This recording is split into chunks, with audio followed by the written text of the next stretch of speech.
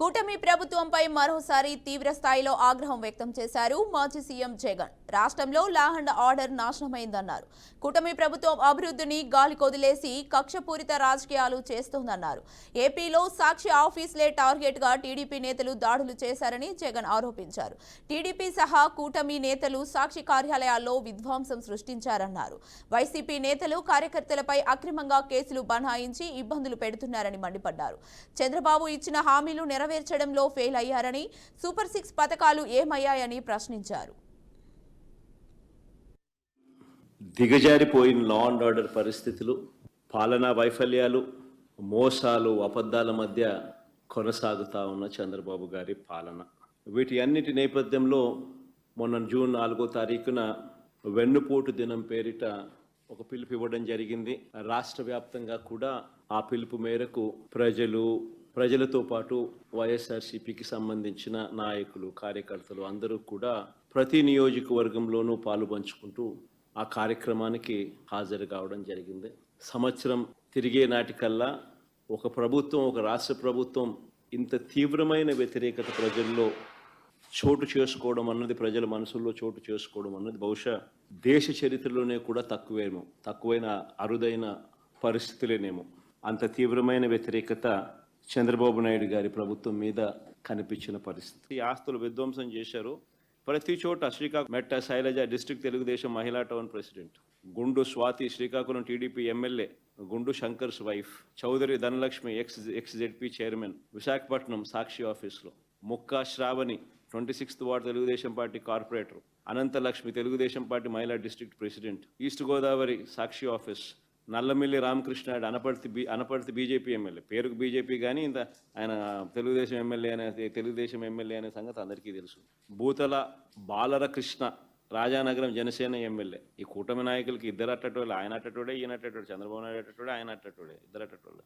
మా పార్టీ నాయకులపై చంద్రబాబు నాయుడు గారు పెడతా ఉన్న తప్పుడు కేసులు నిజంగా చూస్తే ఆశ్చర్యం కలిగిస్తాయి. చెవిరెడ్డి భాస్కర్ రెడ్డిని అరెస్ట్ చేయడం నిజంగా ఆశ్చర్యం కలిగించే విషయం. అసలు భాస్కర్ని అరెస్ట్ చేసిన తీరుని చూస్తే అసలు ఇంతకుముందు మీరంతా కూడా చూస్తూ ఉన్నారు. సంవత్సరం నుంచి ఏ రోజన్నా కానీ భాస్కర్ పేరు లిక్కర్లో ఎక్కడన్నా కనిపించిందా, వినిపించిందా? ఎవడన్నా విన్నాడా? ఎవడన్నా ఎప్పుడన్నా విన్నాడా? భాస్కర్ని ఇరికిచ్చేందుకోసం తప్పుడు సాక్ష్యాలను క్రియేట్ చేస్తూ ఉన్నారు. ఆశ్చర్యం కలిగించే విషయం ఏంటంటే, భాస్కర్ గన్మెన్ను అంటే పోలీస్ కానిస్టేబుల్ను పిలిచి భాస్కర్కు వ్యతిరేకంగా లిక్కర్ స్కామ్ ఏదో ఉంది అని, ఆ లిక్కర్ స్కామ్లో తాను ఏదో ఇన్వాల్వ్ అయి ఉన్నాడని, ఆ లిక్కర్ స్కామ్లో తాను డబ్బులు ఏదో ఉన్నాయని కానిస్టేబుల్తో స్టేట్మెంట్ ఇప్పించుకునే ప్రయత్నం చేస్తే, సిట్టింగ్ కానిస్టేబుల్, డ్యూటీలో ఉన్న సిట్టింగ్ కానిస్టేబుల్, దెబ్బతిన్న కానిస్టేబుల్ ఏకంగా వీడియో తీసి తనకు తగిలిన దెబ్బలన్నీ చూపిస్తూ, ఆ దెబ్బలను డిస్ప్లే చేస్తూ, జరిగిన సంఘటన తాను చెబుతూ డీజీపీకి లేఖ రాసి గవర్నర్కు, ప్రెసిడెంట్ ఆఫ్ ఇండియాకు లేఖలు పంపించినాడు. ఎన్నికలకు ముందు సూపర్ 6 అన్నాడు, ఎన్నికలకు ముందు సూపర్ 7 అన్నాడు. అధికారం లేక వచ్చిన తర్వాత అదే ఆడవాళ్ళను వెన్నుపోటు పొడిచాడు. ఇప్పుడు అడుగుతా ఉన్నా, సూపర్ 6, సూపర్ 7 పేరిట తాను చేసిన వాగ్దానాలు, సూపర్ 6, సూపర్ 7 పేరిట తాను చేసిన వాగ్దానాలు రిబ్బన్ కట్ చేయకుండానే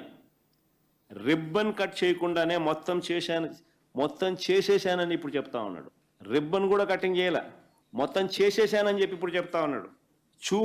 అంటూ సూపర్ 6లు చేసేసాను, సూపర్ 7లు చేసేసాను, 143 హామీలు నెరవేర్చేశానంటూ ఊదరగొడతా ఉన్నాడు. ఆయన ఎల్లో మీడియా, ఆయన సోషల్ మీడియా అబద్ధాలను ప్రమోట్ చేస్తూ, ఎవరైనా సూపర్ 6 ఏమైంది అని అడిగితే, ఎవరైనా సూపర్ 7 ఏమైంది అని అడిగితే వారి నాలుక మందం అంటాడు అని బెదిరిస్తాడు. మళ్ళీ అది కూడా ఎవరైనా అడిగితే కూడా నీ నాలుక మందం అని ముందే బెదిరిస్తూ ఉన్నాడు. రెడ్ బుక్ రాజ్యాంగ పాలన ఏమిటి, ఈ బెదిరింపులేమిటి, వాడిని తొక్కుతా వీడిని తొక్కుతా అన్న మాటలు ఏమిటి? ప్రజలు దయదలిచి ఏదో అధికారం ఇచ్చారు.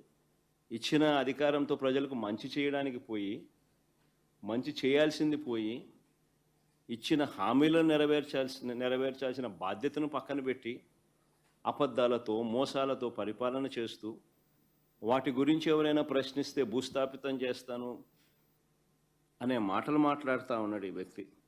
ఏం జరుగుతూ ఉంది? రైతుల సమస్యలు హైలైట్ కాకూడదా? రైతుల సమస్యల తరపున ఎవరు రైతుల తరపున మాట్లాడకూడదా? రైతులకు సంఘీభావంగా ఎవరు వెళ్ళకూడదా? రైతుల సమస్యలు అనేటివి ఎవరు పట్టించుకోకూడదా? 40,000 మంది ప్రజలు రైతులు పాల్గొన్న కార్యక్రమంలో 40 మంది చేత నువ్వు డిస్టర్బ్ చేయాలని ప్రయత్నం చేస్తావు.